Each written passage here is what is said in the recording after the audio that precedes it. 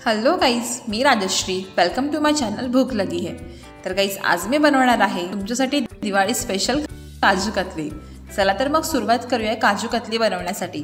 तर सगळ्यात आधी मी घेते सोक केलेले काजू, जे मी 2 तासाआधी भिजत घातले होते।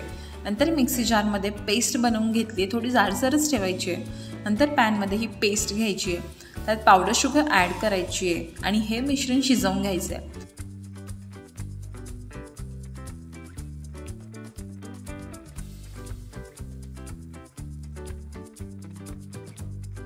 नंतर हाताला थोडं तूप लावून हा डो छान मिक्स करून झाल्यावर त्याला स्प्रेड करून काजू कतली सेट करायचे आणि वरतून एडिबल फॉइल पेपर कव्हर करून कट करून घ्यायचे आणि रेडी आहे Diwali special kaju katli. Thank you for watching. अशाच छान छान रेसिपीसाठी चॅनलला आत्ताच सबस्क्राईब करा आणि व्हिडिओला लाईक करायला विसरू नका। भेटूया अशाच एका नवीन रेसिपीमध्ये। तोपर्यंत बाय बाय।